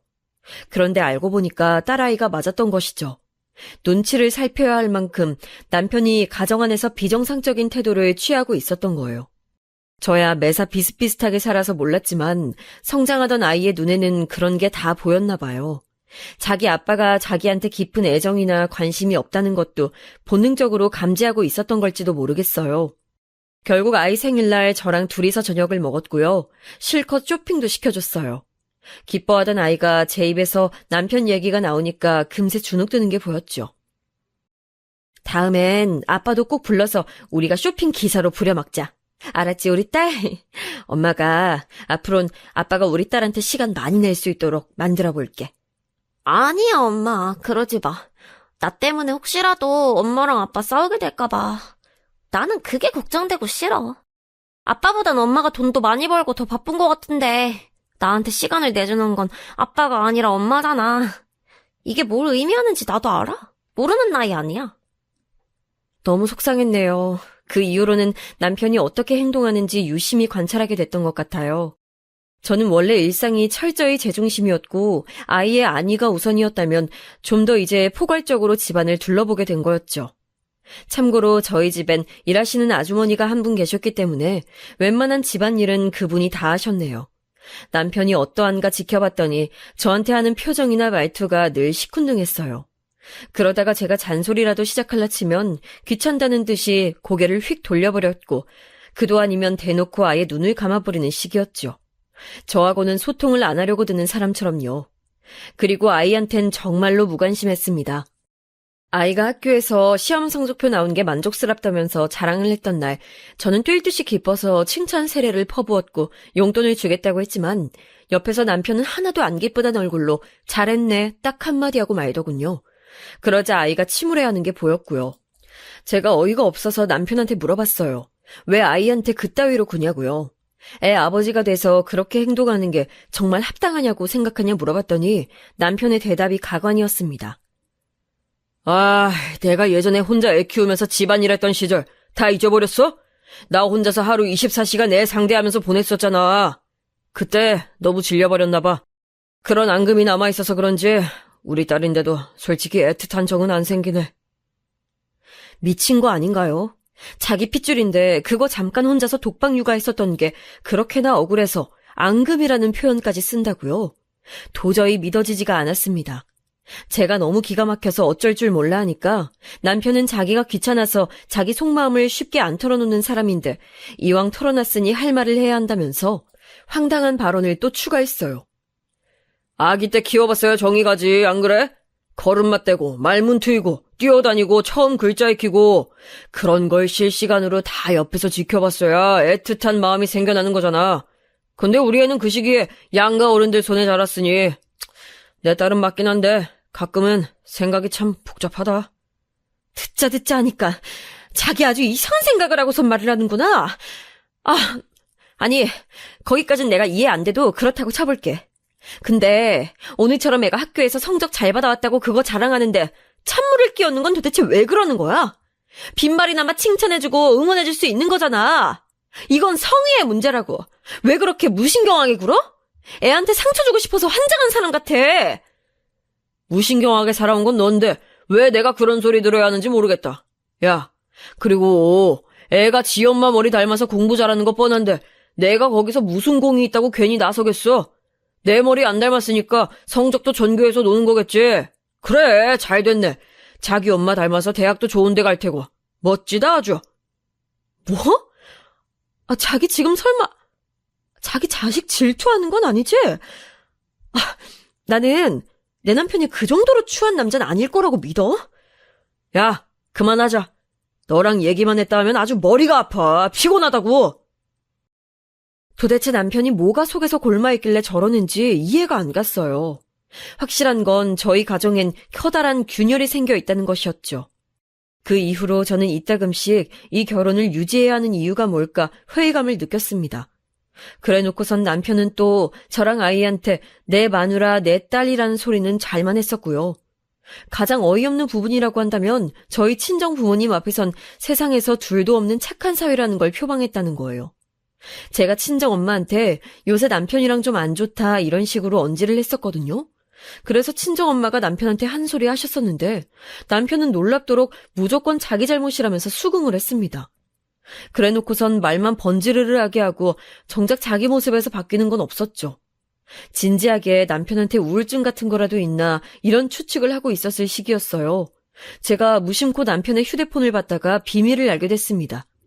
차라리 단순한 권태기, 사람이 살다 보니까 변한 것 이런 이유이길 바랐는데 아니었어요. 바람이었어요. 남편은 바람이 난 것이더군요. 다른 여자가 있었기 때문에 마음이 늘 콩밭에 가 있어서 그랬던 것이었어요. 제가 왜 이렇듯 단순하고 1차원적인 이유를 염두에 둬본 적이 없었느냐고요? 그건 아마도 제 자신이 바람 한번 피워볼 생각조차 못해본 위인이라 그랬던 것 같네요. 저부터가 바람의 비읍자에도 관심이 없는 사람이니 당연히 제 배우자도 그럴 거라고 막연하게 생각을 해왔던 거예요. 맹추 같았죠. 상대는 남편보다 8살 연하의 여자였고요. 남편이랑 그 상간녀가 나눈 대화방을 제가 확인해봤는데 정말 역겨웠습니다. 뻔히 처자식이 있는 남자인 걸 상간녀가 처음부터 알고 그 만남을 시작했던 것이더라고요. 그리고 남편한테 보낸 사진을 보니까 전부 다 노출이 심각했습니다. 차마 글로 옮겨졌기에도 끔찍한 수준의 음담패설이 난무했고요. 보는 것만으로도 정신이 아득해지더군요. 너무 억울했어요. 부부의 연을 맺고 나서 다른 데로 눈을 돌려본 적이 없었던 저였기에 진짜 억울해서 미칠 것 같았어요. 저는 맹세코 남편 외의 남자가 결혼하고 나서 한 번도 저한테 있어본 역사가 없었거든요. 저는 이렇게 살았건만 어째서 남편은 상간녀와 추접스러운 행각을 뒤에서 이어갔던 건지 원망 이전에 이해가 안 되더라고요. 저희 부부의 첫 만남, 그 시작을 주도했던 건 제가 아니라 남편이었어요. 20대 초반의 나이에 저는 인생 첫 남자친구를 만들었는데 연애를 잘 이어가다가 의견 차이로 싸운 뒤 헤어지게 됐어요. 첫 이별을 겪고 방황하던 그 틈에 다가왔던 남자가 바로 남편이었죠. 저에게 엄청 적극적으로 밀어붙였었고요. 참고로 남편은 저보다 2살 연상입니다. 그때 남편은 군대를 다녀온 직후였는데 자기 말로는 여자가 고프다고 했었네요. 군대 가기 전에 만난 여자친구가 있었는데 금세 헤어졌다고 말을 했었죠. 나 군 복무 마칠 때까지 기다려줄 줄 알았는데 배신하더라. 다른 남자를 만났더라고. 정말 충격적이었어. 그렇게 지조 없는 여자는 다신 만나고 싶지 않아. 난 아직 여자를 전혀 모르는 몸이고 키스도 안 해봤어. 너한테 내 모든 걸 바치고 싶은데 넌 어때? 난 너처럼 강렬한 느낌이 드는 여자는 태어나서 처음 봐. 남편은 돌려 말하는 법 없이 적극적으로 저한테 들이댔고 첫 이별에 방황하던 때이기도 했던 저는 우왕좌왕하다가 남편이 이끄는 대로 넘어가 버렸어요. 정식으로 사귀게 된 지 3달 정도 지났을 때였는데요. 남편의 자취방에서 술을 마시게 됐었죠. 거기는 당시에 남편이 자기 친구랑 사는 집이었는데 그 친구가 자기 본가에 가는 바람에 남편이 혼자 있었던 주말이었네요. 저는 그 시기에 주말을 가리지 않고 공부하느라 미친 듯이 바빴는데 남편이 화를 내면서 자기랑 연애하는 거 맞냐고, 왜 자기를 외롭게 방치하냐고 저한테 따지길래 미안하기도 하고 조금 답답한 마음에 남편이 부르는 대로 거길 찾아갔던 거예요. 그날 술을 너무 많이 마셔서 필름이 끊겼었고요. 그러더니 학기 중에 몸이 좀 안 좋아졌어요. 공부하느라 무리를 했나 싶었건만 임신이었던 거죠. 가만히 보니까 그날 남편이 불러서 그 자취방에 갔던 날하고 시기가 맞아떨어졌어요. 임신 사실에 너무 혼란스러웠는데 친정아빠는 그런 저에게 불같이 화를 내셨죠. 어디서 지저분하게 몸을 막 굴리고 다니냐면서 너 같은 딸 둔 적 없다며 무섭게 제 뺨을 때리셨습니다.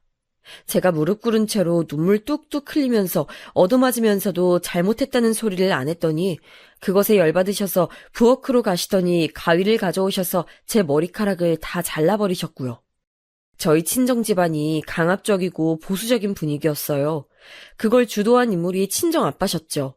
아빠는 집안의 왕이었고 그 뜻을 거스르면 끝장나는 것이었습니다.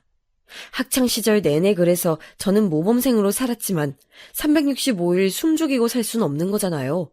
가끔 아주 사소한 일탈을 즐겼는데 걸리는 순간 아빠한테 끝장나는 거였어요. 고등학교 때 스트레스를 풀고 싶어서 친구들이랑 노래방에 갔었는데 그거 걸려서 아빠가 제가 아끼던 일기장을 변기에 집어 던지셨었죠.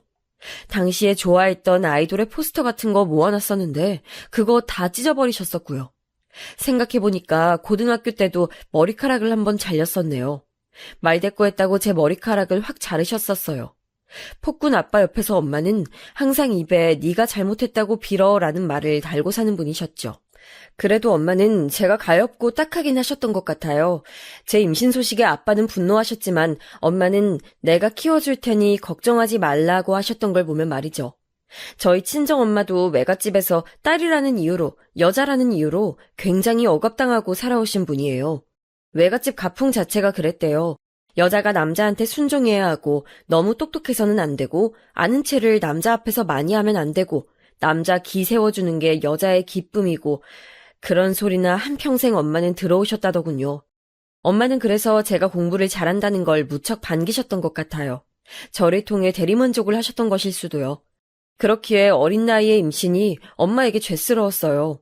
엄마의 대리만족을 제가 망친 것 같아서요. 엄마가 완강하게 제 편을 들어주시고 아빠의 분노를 중화시켜 주신 덕분에 저는 후다닥 결혼을 해서 무사히 아이를 낳을 수 있었어요. 어린 나이에 학업 도중에 임신을 했음에도 왜 무조건 낳는 쪽으로 했냐고요? 그건 남편이 저랑 결혼하고 싶다며 울고불고 매달렸었기 때문입니다. 나로 인해 생긴 생명이나 다름없잖아. 내가 책임지고 싶어. 나도 이렇게 젊고 어린 나이에 결혼하는 걸 생각해 본 건 아닌데 그래도 책임감이라는 게 내 심장을 찌른다. 비록 우리가 서로 알게 된 지 오래되지는 않았지만 앞으로 기나긴 인생 동안 천천히 알아가면 되지 않을까?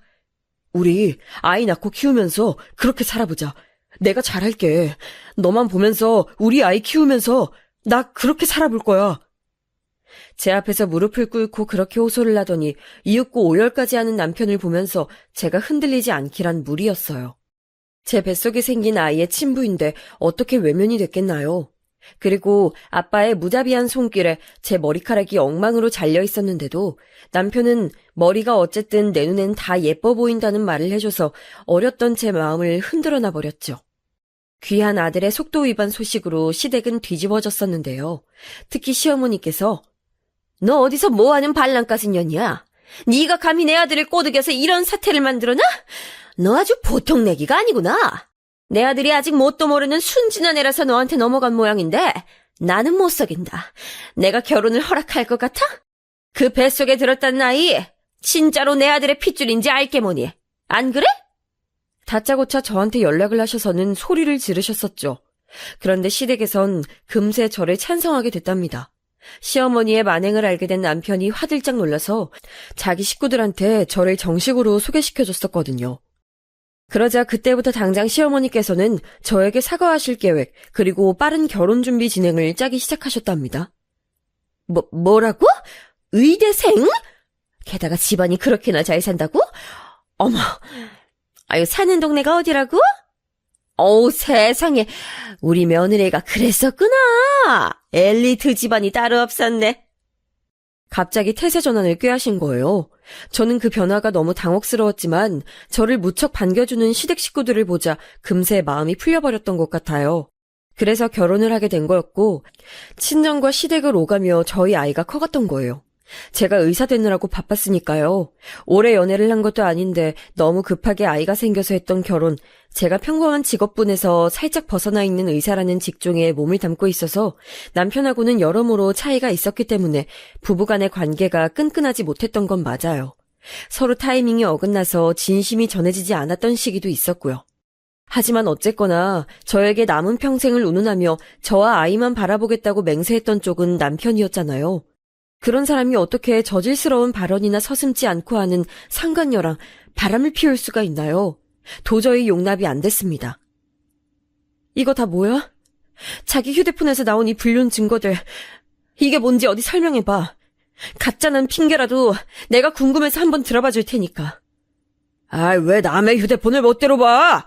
잠금 걸려있는데 그걸 무슨 수로 풀어서 확인한 거야? 설마 이상한 수를 써서 잠금 비밀번호 알아낸 건 아니지? 내 휴대폰에 관심 없길래 방심했더니 이런 일이 생기네. 여기서 내 탓을 하는 게 정말 어이가 없다. 자기가 휴대폰 잠금 풀어놓고 욕실에 씻으러 갔는데 그 사이에 알림이 하도 울리길래 내가 궁금해서 화면 확인했더니 그런 내용들이 있었어. 이제 해결됐니? 그럼 불륜에 대해서 어디 말해봐. 이러나 저러나 결국 이혼이라는 결말이지만 내가 이유가 너무 궁금해서 그거라도 들어보고 싶어서 이러는 거야. 이혼이라니? 그래, 나 바람 피운 거 맞아. 내 외롭고 힘든 마음, 어두운 부분들 잘 알아주고 감싸주는 그 애에게 너무 고마워서, 처음엔 고마운 마음에 날 좋아한다고 고백해오는 그 마음을 외면하기 힘들어서 몇 번 만나주려던 것뿐이었어. 그런데 점점 도발적으로 다가오더라고. 내가 딱 3번 같이 만나서 밥 먹어준 후부터 적극적으로 어필을 해오고 자기 사진 보내고. 그러길래 나도 솔직히 남자로서 혹한 거지. 걔는 너무 매력적이니까 그래서 내버려뒀던 것 같아. 어떻게 나오나 보고 싶어서. 하지만 진지한 마음으로 걔한테 애정 준 적은 없어. 내 외로움에 도피처였을 뿐이지. 너만 외롭니? 너만 힘들어? 나도 지칠 때 많아. 내가 워낙 성격이 묻어나고 남한테 의지를 안 하려 들어서 그런 거지. 나도 깊은 속마음으론 늘 괴로울 때가 많았어. 왜냐고? 네가 나를 힘들게 만들었으니까. 너 나랑 우리 딸 위해서 마음으로 희생해 본 적 있어? 정성스럽게 뭘 해본 적이라도 있었니? 이게 어떻게 가족이야? 그런 마당에 저급한 농담이나 일삼는 어린 여자랑 바람이나? 됐어. 더 재고할 것도 없어. 이혼하자고. 너랑 그 여자 둘 다 내가 조져놓을 거니까 그런 줄 알아. 미안해. 내가 예상치 못하게 그때 너랑 너무 이르게 결혼을 했어서 그런지 계속 마음이 붕 떠서 살아온 것 같아. 우리가 다 일터에서 안정적으로 자리 잡은 다음에 정말 부모가 될 준비가 다 된 상태에서 아이가 새로 생겼다면야. 그때서야 진짜 가정을 꾸린 기분이 날 것 같았어. 그래서 둘째를 간절히 기도하고 바랐는데 넌 아니었잖아. 넌 별 생각 없었잖아. 그때 너한테 솔직히 실망했었고 그 후로 계속 겉돌게 되더라. 그러다가 말하지 않아도 날 알아주고 위로해주는 상대가 나타나니까 정신을 못 차리겠더라고. 이게 아닌 걸 알면서도 속절없이 끌려갔어. 미안해. 내가 너무 나약해서 그랬어. 그런데 나 우리 가정을 잃고 싶진 않아. 내가 이렇게 빌 테니까 한 번만 눈 감아주면 안 될까? 남편이 눈에 눈물이 그렁그렁해져서는 제가 머뭇거리니까 갑자기 제 앞에서 무릎까지 꿇었어요.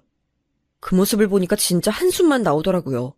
어쩌다가 이 지경까지 왔는가 싶고 서로에게 서로가 인연이 아니었나 하는 안타까운 생각만 들었네요. 머리가 아파서 다음에 얘기하자 하고는 일단 자리를 피했어요. 그런데 그 다음 날에 남편이 저한테 또 절절하게 사과를 했어요. 자기가 정서적으로 불안했던 걸 알고 있지 않았냐면서 정신적인 결함 때문에 그 상간녀한테 홀렸던 것뿐이지 진지한 감정은 전혀 없었으니까 용서해달라며 빌었습니다. 꽤 오래도록 저나 딸아이한테 소홀하고 냉정했던 남편이었기에 그런 모습을 보니까 낯설면서도 기분이 이상하더라고요. 그런데 제가 사실 마음속으로 남편한테 빚이 있었나 봐요. 예전에 남편이 힘들어할 때 그 속을 들여다봐 줄 겸 둘째 임신을 포기하자고 그랬을 때 그 심경이 어땠는지 물어나 봐줄 걸. 그런 후회가 조금 있었거든요. 그런 게 저의 마음을 약하게 만들었어요. 저도 모르게 입술 꽉 깨문 채로 남편을 향해 고개를 끄덕여주고 말았습니다. 여기까지는 묵인하고 참고 넘어가 주겠다는 뜻이었죠. 남편은 앞으로 한눈 안 팔고 살겠다 그랬어요. 길고 긴 결혼 생활이라면 어쩌다가 겪을 법한 일로 그저 그런 수준의 해프닝으로 이 사건이 남을 거라고 그때까지만 해도 저는 그렇게 생각하고 있었던 것 같아요. 그런데 일주일 정도가 지났을 때였나? 누가 저한테 안녕하세요라고 카톡을 보내왔어요. 모르는 사람이어서 고개를 갸웃하던 저는 프로필 사진을 확인하고선 입을 틀어막았죠. 그 상간녀였으니까요. 제가 너무 황당해서 답장을 못하고 있었는데 그 상간녀가 재차 내용을 보내왔습니다. 오빠한테 저랑 헤어지라고 했다면서요? 정말 배려심이 부족한 분이시네요. 사랑하는 사람의 행복을 빌어주시는 게 진짜 사랑 아닐까요? 전 그렇게 생각해요. 딸 하나 있다고 유세 부리면서 오빠 발목 잡는 거 너무 추하세요. 좋은 말로 할 때 오빠 놓아주세요. 정중히 부탁드립니다. 협박조로 말을 해놓고선 정중히 부탁한다고요? 그것만 봐도 못 배워먹은 티가 나는 것 같아서 제 속이 부글부글 끓었네요. 확실히 보통 내기는 아닌 것 같아서 저도 답장을 짧게 보내줬어요. 어쨌거나 부부 사이엔 문제 없고 화목한 가정이니까 불륜 저지른 철면피가 꺼져주시면 감사하겠다고 말이죠. 용건만 딱 보내는데 잠시 후에 저를 비웃는 답장이 또 날아들었어요. 화목한 가정이요? 어제도 집에서 사건 하나가 있으셨던 모양이던데. 화목한 척 하셔봤자 소용없고요. 오빠 자유롭게 놓아주세요. 사람 대 사람으로 오빠가 너무 안쓰러워서 그래요. 그리고 그쪽은 너무 늙었잖아요. 아이를 더 낳고 싶어도 못 낳는 몸으로 그만 발악하시고 얌전히 오빠 저한테 보내세요. 와, 어디서부터 지적을 해야 할지도 모르겠더라고요. 뭐 이런 여자가 다 있나 싶었어요.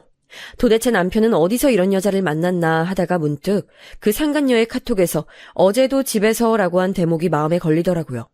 일단 남편한테 따져봤어요. 상간녀의 카톡을 보여주면서 왜 아직도 둘 사이 깨끗하게 정리 못했냐고 하니까 얼굴이 사색이 되더라고요. 한 번에 잘라내면 그 상간녀가 난리발작을 치면서 들러붙을까봐 어르고 달래면서 헤어지는 중이라는 변명을 해왔어요. 설마 제 번호를 알아내서 연락을 할 줄은 몰랐다면서 고개를 푹 숙이더라고요.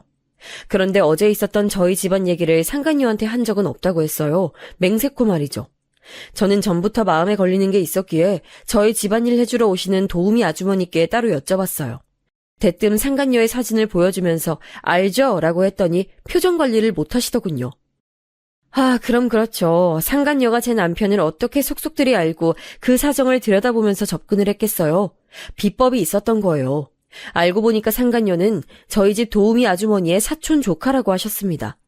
저희 부부의 사이가 소원한 걸 알고 계셨던 도우미 아주머니께서는 황당하게도 자기 사촌 조카에게 제 남편을 꼬셔보라고 했던 거예요.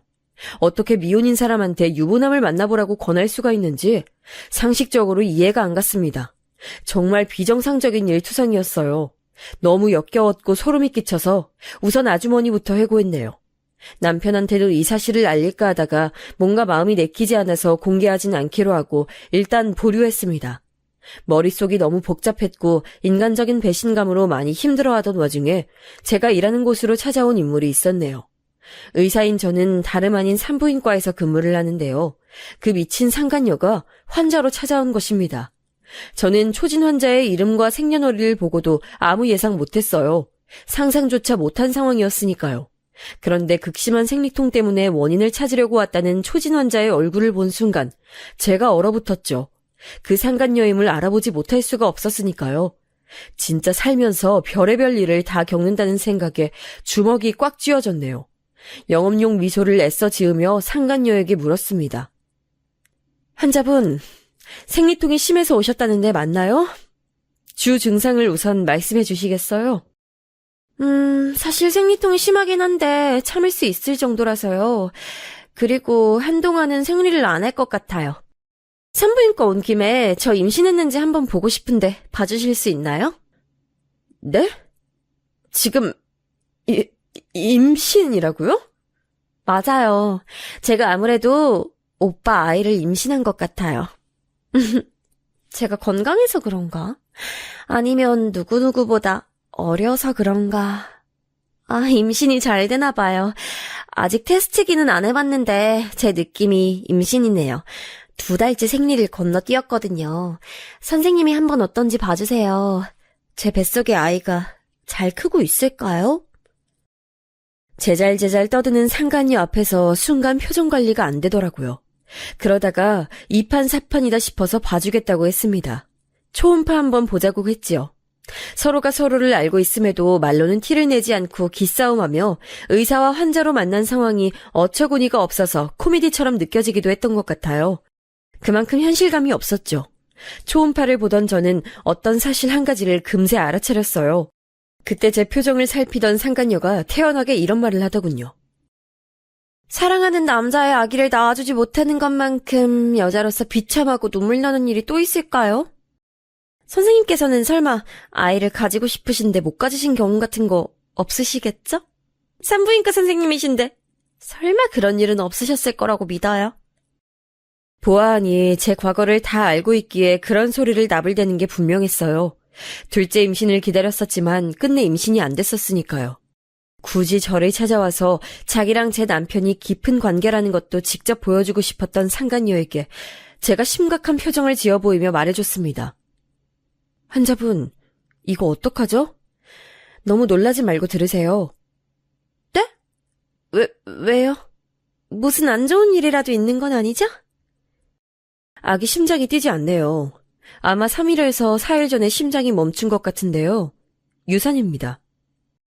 제 말이 끝나기가 무섭게 상간녀가 벌떡 일어나더니 비명을 질렀어요. 그럴 리가 없다면서 저한테 삿대질을 하더니 눈물 고인 눈으로 저를 노려보더라고요. 당장이라도 쌍욕을 뱉고 싶어하는 눈치였는데 목 끝까지 차오른 울음을 참느라 그럴 수 없는 모양으로 보였죠. 제가 이런저런 설명을 해줬는데도 전혀 듣지 않고 오열을 하더라고요. 자꾸만 거짓말이야 라는 말만 반복하면서 머리를 흔들어댔어요. 그러더니 일순간 정신이 확 들었는지 눈물 콧물 훔치며 제 앞에서 도망가 버렸습니다. 뭐 이런 일이 다 있나 싶었네요. 기가 막혀서 쓴웃음이 지어지는데 반면에 가슴이 차갑게 가라앉는 제 자신이 느껴졌어요. 저는 남편에게 이혼하자며 재선언을 했습니다. 남편은 또 제 앞에서 무릎을 꿇었죠. 정말 미안하다. 맹세코 딱 한 번 그의 앞에서 정신을 잃었었는데 설마 임신으로 이어질 줄은. 하늘이 노해서 뱃속 아이가 떠나갔나 봐. 장애물도 사라졌으니 우리 가족끼리 그냥 다시 잘 살면 되지 않을까? 그 입 제발 닥쳐. 널 만나서 내 인생이 꼬였다는 사실을 난 이제 오롯이 인정하기로 했어. 너만 없었으면 난 더 잘난 인생 살았겠지. 이제라도 너 없이 살래. 우리 딸하고 둘이서 걱정 없이 편하게. 알았어. 정 그렇다면 내가 깨끗이 사라져 줄게. 재산 반반 깔끔하게 나누고 끝내자. 무슨 개소리야? 결국 네 본론은 그거였구나. 나한테 이혼당하고 털릴까봐 그게 겁이 났던 거지? 내가 이럴 줄 알았어. 웃기지 마. 너 가만 안 둘 거니까. 저의 냉담한 태도에 좌절한 남편은 딸아이 앞에서도 무릎을 꿇었어요. 뒤늦게나마 아빠놀이하고 싶다면서 말이죠. 하지만 아이는 이미 자기 아빠를 너무 어렵게 생각해버린 지 오래였고 그런 대화를 하는 것조차도 어색해서 어쩔 줄 모르더라고요. 그러니 협상이 될 리가 없었죠. 이혼 소송 진행했고요. 시어머니께서는 거의 졸도하셨어요. 의사 며느리 뒀다고 동네방네 소문내고 어깨에 힘주며 살아왔는데 이혼이라니 그게 무슨 소리냐면서 오열을 하셨습니다. 저한테 참고 살라면서 헛소리 하시길래 남편의 불륜 증거를 보여드렸어요. 그 상간녀의 역겨운 음담패설을 보신 시어머니께서 눈이 돌아가셨고 그 아들 사랑 지극하신 분이 남편의 등짝을 후리고 머리통을 때리셨지요. 사실상 시댁 쪽의 가족 회사에서 일하고 있었던 남편은 그곳에서도 쫓겨났어요. 시아버지와 그 육촌 형제분께서도 불륜 증거를 보셨는데 이건 도저히 용인할 수 있는 범주를 넘어섰다며 남편을 그 회사에서 내치신 거죠. 생각 외로 단호한 시댁의 조치에 제가 놀랐답니다. 팔은 안으로 굽으니까 그게 언제까지 갈지 몰라도 우선은 감동이었네요. 상간녀한테도 당연히 소송 걸었고요. 남편과 둘이서 왠지 애틋해진 것 같길래 제가 남편한테 숨겨왔던 사실을 밝혔어요. 상간녀가 저희 집 도우미 아주머니의 끈아풀이었던 걸 말이죠. 남편의 심경을 다 맞췄던 게 운명적인 사랑이어서 그랬던 게 아니라 아주머니로부터 다 들은 게 있어서 그랬단 사실을요. 그러자 남편이 크게 충격받았는지 그 상간녀를 저버리고선 저를 찾아와서 눈물 콧물 다 짜내고 난리를 쳤었어요. 제가 자기 인생의 유일한 진짜 사랑이라고 하면서요. 그런 진심 진작에 보여줬다면 얼마나 좋았을까요? 하지만 이미 늦은 뒤였죠. 돈 잘 버는 의사 아내를 둬서 경제적인 풍요를 누리는 게 얼마나 호사인지도 모르고 그저 자기 아내랑 딸이 공부머리 잘난 걸 못마땅해 하고 가정에 마음 안 두고 한눈이나 팔고 그랬던 사람이니 결국 자기 자리를 찾아간 거라고 생각이 들었어요. 상간녀가 저한테 자필로 반성문을 써서 보냈는데 그 허접한 내용을 보니까 더 상종할 가치도 못 느꼈네요. 감성팔이하지 말고 철저히 법대로 해결하자고 말을 해줬더니 상간녀가 또 눈물을 질질 짜면서 용서해달라고 빌더군요.